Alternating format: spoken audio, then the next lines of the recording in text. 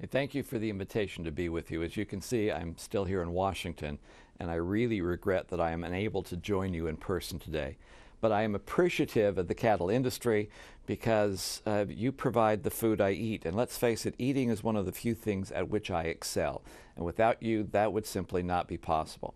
Unfortunately, it seems today that the public lands on which ranchers live and use seem to be targeted by a lot of different groups, including this administration, when we all know that they should, by all rights, remain open and available to multiple use, if not even privatized. If you see the map that is up here on the board, everything that is in blue in each state is the amount of land in that state that is owned by the federal government. We seem to be blessed here in the West with an abundance of federal land. That was never the way it was intended to be when states were created. But unfortunately, a lot of people today think that is the norm.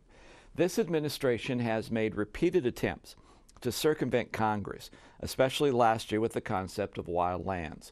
This Christmas will mark the one-year anniversary since that Wild Lands Initiative was introduced. We were able to put pushback from Congress. We had committee hearings.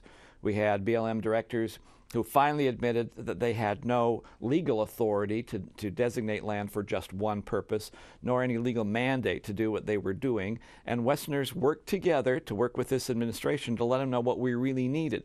And it also helped that we finally passed a budget which took away all the money to fund the Wild Land Initiative. Your industry was a leading voice in the opposition to this and an essential component to our efforts that forced Secretary Salazar to finally shelve this program indefinitely. We won that battle. Unfortunately, the war wages on, whether it's special interest groups on federal lands or other activist groups. There seems to be a never-ending battle and no limit to the ways that some people are prepared to try to interfere with your daily lives. One of those issues is the Equal Access to Justice Act, which has become a tool for special interest groups to radicalize the program and attack you. EJA was created as a way to help people seek judicial redress against federal government. It allows a plaintiff to sue the government and recover the attorney fees and costs if they are found to prevail in the case. Unfortunately, it has been co-opted as a way for special interest groups to sue the federal government and make money for policies that they believe contradict their personal agenda. So it means that multi-million-dollar nonprofit entities are the ones that are getting saved and paid by the government. And many of you who may be land rich and cash poor are the ones that have to bear the cost of your own defense in these legal issues. Currently, there is no congressional oversight of the program. We don't even know how much in EJA payments have been made. So I'm working with Congressman Lummis from Wyoming to support the bill in two different committees that make sure that EJA will not be used to attack your industry in the future. First, we want to get the data so we know how much has actually been spent, and then we'll work to make sure it is no longer abused. We live in a situation, as you see from the next map, that this, unfortunately, is the real state of Utah. What is red is private property. Everything else is owned by the government. So Utah is 60% by the federal, another 19% by the state, and less than 19% is actually owned privately. Remember that Red Rock Wilderness bill that went through that wanted to create 10 million acres of wilderness new in Utah? I really wanted them to realize that there's only 9 million acres of private property in the entire state. And I also recognize by looking at maps that there's something else that you can learn from this concept. If you look at the states that are, the counties, in the state of Utah, the amount of each county that is blue is the amount that is private property in Utah. So look at Salt Lake County, for example, and you realize Salt Lake County is 80% private property. Compare that with poor Wayne County, where only 4% is private property.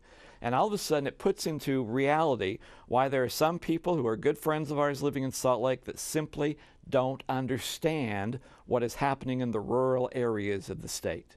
If you look at the entire United States, everything on this map of the United States that is red is owned by the federal government. That's 1 out of every 3 acres in the United States is owned by the federal government. And for us in the West, it's 1 out of every 2 acres that's owned by the federal government. Ronald Reagan looked at that map and said, you don't find anything like that this side of the Soviet Union. And I still defy anyone to find a constitutional requirement for this particular situation. Unfortunately, many of our friends in the East simply say, well, that's the way it's been for years. What's wrong with it? Well, try looking at the next map if you would for just a second. The next map shows us the interest, the ability of states to fund their school programs. Every state in red has the difficult time. Those are the states that have the slowest and the hardest time in funding their education programs. If you were to flip back and forth and look at the first map with the amount of land that's owned by the federal government, and then come back to this particular one and look at the amount of states that have a difficulty in funding their education system, you'll find a strange correlation. Those states that have a hard time funding education are all public land states. And it's not even close. The states in the East have grown their education funding over the last several decades by 90%. Those of us in the West, only by 40%. Now, you may wonder why I'm telling you this stuff about education to a cattlemen's group. And it's very simple. The bottom line is, for years, we have been fighting this issue of why public lands must be open for multiple use and the problems that you are facing with your industry on public lands. And we've been talking to the same people, and so far we're not making a whole lot of headway. What I think we need to do is start showing to everybody what this means to them in their particular lives. We can clearly show that kids in Utah are being harmed by this federal land policy practices we have, and couch it in those particular terms, and maybe, just maybe, we'll finally get some people to pay attention to the issues that you as cattlemen have at the same time.